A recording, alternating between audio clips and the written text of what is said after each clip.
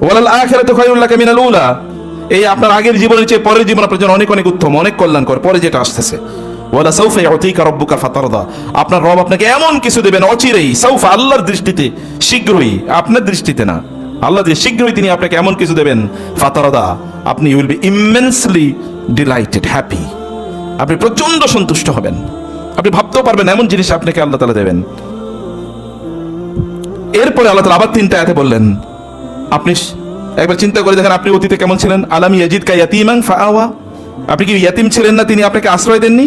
ওয়াজাদাকা আইলান ওয়াজাদাকা দাল্লান ফাহাদা, তিনি কি আপনি আগে দিনের দিন আপনি জানতেন না, ঈমান জান, মা কুনতা তাদরি মাল কিতাব ওয়ালাল ঈমান, আপনি জানতেন না কিতাব কি, ঈমান কি, ইসলাম কি, তাওহীদ কি, এগুলো আপনি জানতেন না আগে, আপনি ওয়াহি জানতেন না।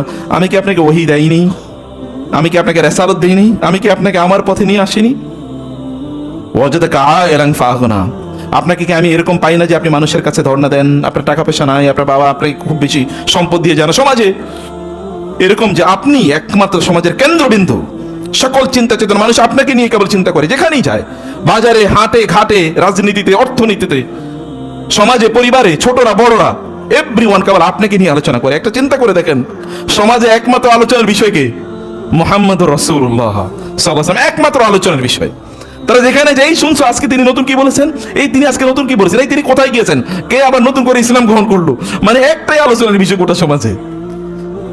ওয়াজাদাকা আইলান ফাগনা, তিনি আপনাকে অমুখাপেক্ষী করে দিয়েছেন, পৃথিবীর কোনো মানুষের কাছে আপনার আর কোনো কিছু চাওয়ার নাই, কারণ এখন আপনার ডাইরেক্ট কানেকশন কার সাথে? আল্লাহর সাথে। তিনি দেখেন আপনার সবকিছু।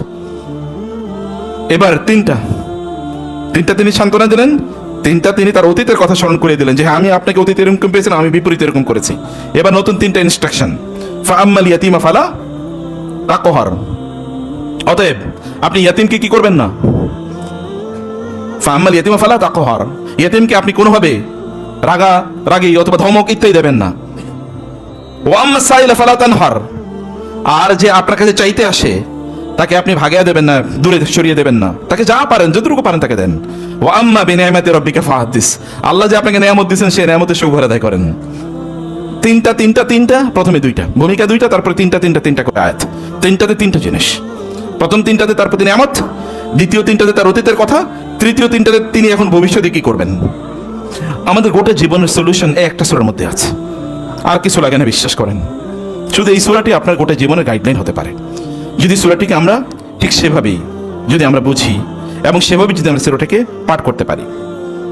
আমরা বলছিলাম এই সূরাটি রাসূলুল্লাহ সাল্লাল্লাহু আলাইহি ওয়াসাল্লাম এর উপর নাজিল হয়, যে সূরা যখন রাসূলুল্লাহ সাল্লাল্লাহু আলাইহি ওয়াসাল্লাম তিনি অন্ধকার দেখছিলেন চারদিকে, কারণ আলো নাই। আলো আসে কোত্থেকে আলো আসে? কোরআন থেকে, ওয়াহি থেকে, নাকি এই বিদ্যুতের লাইট থেকে? ওয়াহি থেকে। বিদ্যুতের লাইট সবচেয়ে বেশি জ্বলে যে সকল দেশে, ওই সকল দেশে গিয়ে দেখেন অন্ধকার কাকে বলে। ওয়াশিংটন ডিসিতে গিয়ে দেখেন, নিউ ইয়র্কে দেখেন, মেক্সিকোতে দেখেন, অথবা ওই দেশগুলোতে যেখানে আলো নিভে না, বিদ্যুৎ চায় না, সেখানে গিয়ে দেখেন আলোর নিচে কি পরিমাণ অন্ধকার। মানুষ মাতাল হয়ে রাস্তায় পড়ে আছে, কেউ খবর নেয় না। আত্মহত্যা করে কেউ খবর নেয়, বাড়িতে যায় না, ব্যবসা করে আর মদের বাড়ি গিয়ে মদ খেয়ে মাতাল হয়ে পড়ে থাকে। ওইখানে বাইজিরা বা নর্তকীরা তার সেবা করে।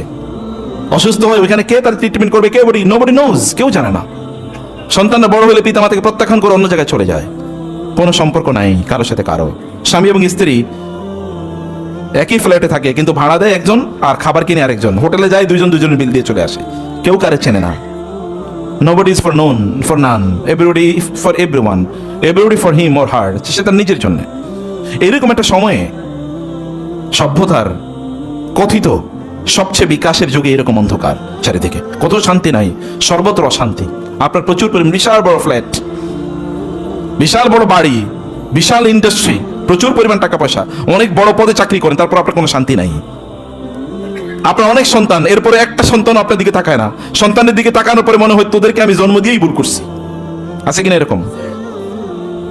পিতামাতাদেরকে সন্তান বলে তুমি আমার জন্ম দিছো কেন? স্বামী এবং স্ত্রী পরস্পরকে বলে তোমার বিয়ে করে ভুল করছি। এই তো জীবন। তাহলে আপনি কি কোথায় আছেন? লাইটের মধ্যে তো আলো নাই, আলো তো অন্য জায়গায়। আল্লাহু নূরুস সামাওয়াতি ওয়াল আরদ, আউযু বিনূরি ওয়াজহিকাল্লাযী আশরাকাত লাহু যুলুমাত।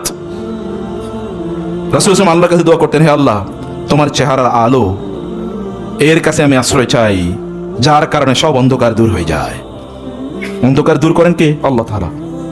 অন্ধকার দূর করেন কে? কোরআন। অন্ধকার দূর করে কে? ইসলাম। ইসলামে এসে অন্ধকার দূর করেন। জাল হক ওয়া যাহাকাল বাতিল ইন্নাল বাতিলা কানা যাহুকা লিতুখরিজান নাস মিনাজ যুলুমাতি ইলান নূর বিইذن রাব্বিহিম ইলা সিরাতিল আজিজিল হামিদ।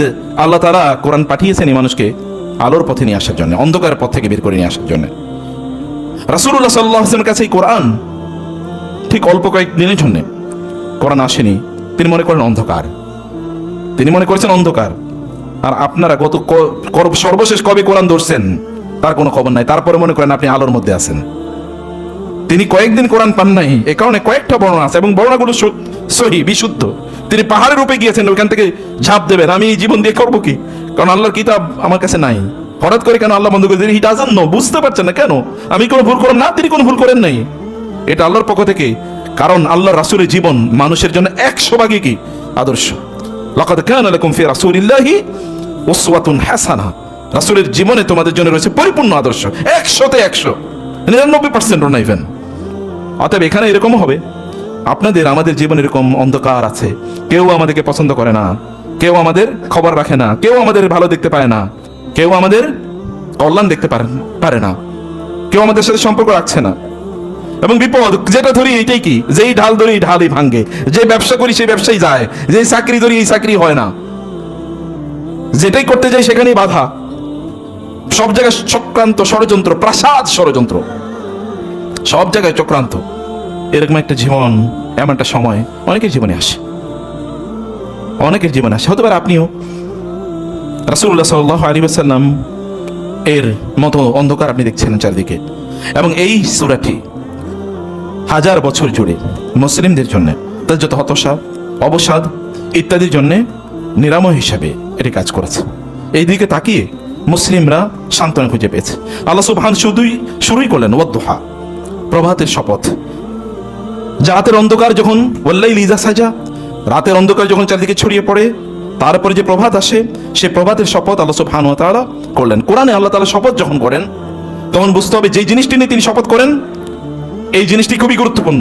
আরবরা এটাকে খুবই গুরুত্বের চোখে দেখে, এ কারণে তিনি এটাকে দিয়ে শপথ করেছেন। আবার কোরআন শপথ করে ওই জিনিসটাকে আপনার কাছে গুরুত্বপূর্ণ তুলে ধরার জন্য, ওই জিনিসটি গুরুত্বপূর্ণ এ কারণে কোরআন শপথ করে। আমরা কেবল আল্লাহর নামে শপথ করতে হয়, অন্য কোনো কিছুর নামে শপথ করা শিরক। কিন্তু আল্লাহ সুবহানাহু ওয়া তাআলা তার নামেও শপথ করেন এবং তার সৃষ্টির নামেও শপথ করেন, কারণ তার জন্য তো আর শিরক তো আর আল্লাহর জন্য না, শিরক কার জন্য? ইবাদত আমাদের জন্য, ইবাদত তো আর আল্লাহর জন্য না। আল্লাহ ইবাদত করবেন, ইবাদত করবো আমরা, কারণ আমরা মা'মুর, তিনি আমের, আমরা আবেদ, তিনি মা'বুদ, তিনি নির্দেশদাতা, আমরা নির্দেশ পালনকারী। আপনি যখন দেখবেন এমন একটা অবস্থায় মানুষের জীবনে দুটো দিক আছে। সকালবেলা আলো ঝলমলে সকাল, চারিদিকে প্রচুর পরিমাণ কর্মে ব্যস্ততা। যখনই সূর্য ওঠে অথবা সূর্য উঠবে এরকম অবস্থা যখন তৈরি হয়, তখন কর্ম চাঞ্চল্য তৈরি হয়, রাস্তাঘাটে ভিড় তৈরি হয়, স্কুল কলেজের সামনে গাড়ির ভিড় তৈরি হয়, মানুষ তার চাকরি, ব্যবসা বাণিজ্য, পড়াশোনা ইত্যাদির জন্য লোকেরা ছুটতে থাকে, বাজারগুলো সরব হয়, সব দিকে প্রাণের একটা বন্যা বসে। যখনই রাত হয়, রাত যত গভীর হয় ততই কি সবকিছু স্তমিত হয়, মানুষ ঘরের দিকে ফেরে, পাখিগুলো নেড়ে ফেরে, জঙ্গলের প্রাণীগুলো তারা ঘুমিয়ে পড়ে, সবকিছু নিস্তব্ধ হয়ে যায়। একদিকে প্রচন্ড কোলাহল, অন্যদিকে সব দিকে নিস্তব্ধতা। এরকম দুটো বিপরীতমুখী অবস্থান এই প্রকৃতিতে, এই পৃথিবীতে আছে। ইন্না ফি খালকিস সামাওয়াতি ওয়াল আরদ ওয়া ইখতিলাফিল লাইলি ওয়ান নাহার, রাত এবং দিনের আগমন এবং প্রত্যাগমন। কেবল রাত এবং দিন, এটাকে আপনি রাত এবং দিন মনে করবেন না, এর মধ্যে আল্লাহ সুবহানাহু ওয়া তাআলার নিদর্শন আছে। কে রাত ঘটায়, কে দিন ঘটায়, তুমি বলে দাও। রাসূলকে আল্লাহ বলছেন, যদি আল্লাহ তাআলা ইন জাআলা লাকুমুল লাইলা সারমাদান ইলা ইয়াউমিল কিয়ামা মান ইলাহুন গায়রুল্লাহি ইয়াতিকুম বিনাহার ইয়াতিকুম বিলাইল, যদি আল্লাহ তাআলা রাতকে চিরস্থায়ী করে দেন তাহলে দিনকে নিয়ে আসবে, যদি দিনকে তিনি চিরস্থায়ী করে দেন তাহলে রাত তোমাদেরকে কে দেবে? ওয়া জাআলাল লাইলা সাকানাও, তিনি রাত তোমাদের জন্য সাকান, প্রশান্তির জায়গা বানিয়েছেন। সব কোলাহল তখন আপনি ঘুমাতে পারেন, আলো নাই তখন আপনি ঘুমাতে পারেন। আল্লাহ সুবহানাহু ওয়া তাআলা এমন তৈরি করে দিয়েছেন। ঠিক জীবনটা আমাদের এরকম স্ট্যাটিক না, জীবনটা এরকম পরিবর্তনশীল। আপনি গোটা জীবন জুড়ে কেবল শান্তিতে থাকবেন, কথিত সুখে থাকবেন, এটা কখনো হতে পারে, নিশ্চিন্ত থাকবেন এরকম কখনো হতে পারে না। কখনো ভালো, কখনো মন্দ, এই উত্থান এবং পতন হবে। যেমনিভাবে রাত আসে এবং দিন আসে ঠিক এমন হবে। কিন্তু আপনি রাতের শেষে যেমনিভাবে দিন আসে ঠিক তেমনি ভাবে আপনার বিপদের পরও কি আল্লাহর পক্ষ থেকে স্বস্তি এবং শান্তি এবং মুক্তি আসবেই। ইন্না মাআল উসরি ইউসরা, নট ইন্না বাদাল উসরি ইউসরা। আমরা বলি সুখের দুঃখের পরই, আল্লাহ তো পরই বলে না, অনুবাদই ভুল। দুঃখের পরে না, দুঃখের সাথে, এটা বিল্ট ইন, অ্যাসোসিয়েটেড, কানেক্টেড, একসাথেই চলে। আপনি একটা দেখতে পান, একটা দেখতে পান না। আপনি একটা দেখতে পান, একটা দেখতে পান না। যেমনি ভাবে আমরা এখন সূর্য দেখি, কিন্তু আমাদের আদার যারা পৃথিবী যেহেতু গোলাকার, অন্য প্রান্তে যারা বসবাস করে তারা এখন সূর্য দেখতে পায় না, কারণ সূর্য এখন আড়াল। ওইদিকে গাছের কারণে বা পাহাড়ের কারণে আড়াল হয়ে আছে, ওইদিকে অন্ধকার। আবার ওইদিকে যখন সূর্য থাকবে তখন আমরা এইদিকে অন্ধকার। কিন্তু এটা তো আছে, এটা আছে, এটা আপনার চোখের আড়াল হয়ে যেতে পারে। আল্লাহ সুবহানাহু ওয়া তাআলা এরকম এটা সাথেই রেখে দিয়েছেন, কিন্তু আপনাকে কেবল ধৈর্য ধরে সেটা গ্রহণ করতে হবে, কেবল ধৈর্য ধরে সেটা আপনাকে নিতে হবে। একাধারে সকাল যেমন ভাবে সূর্য প্রচন্ড শক্তি নিয়ে আসে, কিন্তু কিছুক্ষণ পর আবার চলে যায়। আপনার জীবনে প্রচন্ড শক্তি থাকতেই পারে, আপনি এখন যুবক, আপনার শরীরে শক্তির অভাব না, আপনি এখন ক্ষমতাবান, আপনার ক্ষমতার অভাব, আপনি ফেরাউন, অত ফেরাউনের বোন, আপনার ক্ষমতার অভাব নাই, আপনি যা মনে চায় তাই করতে পারেন। কিন্তু কয়েকদিন পরে আল্লাহ সুবহানাহু ওয়া তাআলা রাতের অন্ধকারের মতো করে দিতে পারেন। আপনি এখন যৌবন, কয়েকদিন পরে আপনি আপনার দাদার মতো বৃদ্ধ হয়ে যাবেন, যে আপনি কারো সাহায্য ছাড়া আপনি চলতেই পারেন না। কয়েকদিন আগে আপনি এরকম ছিলেন, আপনি ভুলে গেছেন। কয়েকদিন আগে আপনি এরকম ছিলেন, যখন মায়ের পেট থেকে এসেছেন তখন আপনি একা চলতে পারতেন না, অন্য কারো সাহায্য, এমনকি অন্য কেউ যদি আপনাকে খাইয়ে না দেয় তাহলে আপনি না খেয়ে মারা যান, এমন একটা পরিস্থিতি আপনি ছিলেন। কিন্তু আপনি ভুলে গেছেন অতীত, আপনি ভুলে গেছেন। যখন রাত আসে তখন আপনি দিনকে ভুলে যান, যখন দিন আসে তখন আপনি রাতকে ভুলে যান। কিন্তু একটা আরেকটার সাথে এভাবেই চলে। আল্লাহ সুবহানাহু ওয়া তাআলার কারণে রাত এবং দিনকে একসাথে উল্লেখ করেছে, কোরআনে তাই করেছেন বারবার। চাঁদ এবং সূর্যকে একসাথে উল্লেখ করেছেন, কারণ চাঁদ আসে রাতে, সূর্য আসে দিনে, অর্থাৎ সূর্যের কারণে দিন হয়, চাঁদের কারণে রাত হয়। এই কারণে আল্লাহ তাআলা এই দুটোকে একসাথে উল্লেখ করেছেন। ওয়াজআলা আশ-শামসা ওয়াল কামার, তিনি আকাশে চাঁদ এবং সূর্য তিনি তৈরি করেছেন। প্রিয় ভাইরা, মনে রাখতে হবে, রাত যত গভীর দিন তত দূরে, নাকি বুঝে নেই? রাত যত গভীর দিন তত কাছে। অতএব আপনি যদি মনে করেন যে আপনার উপর প্রচন্ড জুলুম অত্যাচার এর স্টিম রোলার চালানো শুরু হয়েছে, তখন বুঝবেন দিন খুবই কাছাকাছি, মুক্তি খুবই কাছাকাছি। বনি ইসরাইলের বাচ্চাগুলোকে, ছেলে সন্তানকে হত্যা করা শুরু করলো, এবং কন্যা সন্তানকে জীবিত রাখতে ফেরাউন ইউযাব্বিহুনা আবনাআকুম ওয়া ইস্তাহয়ুনা নিসাআকুম ওয়া ফি যালিকুম বারাউম মির রাব্বিকুম আযীম। এখানে পরীক্ষা ছিল। আল্লাহ সুবহানাহু ওয়া তাআলা চান যে আপনার রাত গভীর হয়েছে কিন্তু দিন খুবই কাছাকাছি। এই বনি ইসরাইলকে আল্লাহ সুবহানাহু ওয়া তাআলা কেবল মুক্তি দেবেন না, তার শত্রুকে আল্লাহ তাআলা সাগরে নিমজ্জিত করে শেষ করে দেবেন। আপনি আপনার দিকে তাকালো, আপনার দেশের দিকে তাকালো, এরকম দেখবেন আপনি চোখে মুখে অন্ধকার দেখছেন, কিন্তু এখন দেখেন সব আলো। এটা হতেই পারে, এটা হতেই পারে। ইউসুফ আলাইহিস সালামের কথা চিন্তা করে দেখেন, ইউসুফ আলাইহিস সালাম তিনি নবী হবেন, তিনি তো ভালোই স্বপ্ন দেখছেন, ভাইয়ের সাথে তার সম্পর্ক খারাপ না, কারো তিনি ক্ষতি করেন নাই, বরং ভাইয়ের আরোপিত একটা অভিযোগ তার বিরুদ্ধে রেখেছে যে ভাই, আমার ছোট ভাই এবং তার ভাইকে আমার বাবা বেশি ভালোবাসেন, অতএব উকতুলু ইউসুফ আও ইতরাহুহু আরদান ইয়াখলু লাকুম ওয়াজহু আবিকুম ওয়া তাকুনু মিন বাদিহি কওমান সালিহিন। যে তোমরা ইউসুফকে হত্যা করো অথবা তাকে কূপে নিক্ষেপ করো, এরপরে বাবা তোমাদেরকেই তো ভালোবাসবে, আর তো তার ছেলে মেয়ে, অন্য ছেলেরা তো আর নাই। যেই দুইজনকে বেশি ভালোবাসতে, এই দুইজন না থাকলে তোমাদেরকে তিনি বেশি ভালোবাসবেন। তারা এরকম, এরপরে তোমরা ভালো মানুষ হয়ে যাও, তোমরা আল্লাহর ওলি হয়ে যাও, রাতে তাহাজ্জুদ করবা, ফজরের পরে তুমি কোরআন তেলাওয়াত করবা, এগুলো তুমি ফেসবুক সোশ্যাল মিডিয়াতে দেবা, সাংবাদিক ডাইকের পরে বলবা তিনি আল্লাহর ওলি, এরকম টাইপের করবে, এমন পরিস্থিতি। বুঝতে পেরেছেন?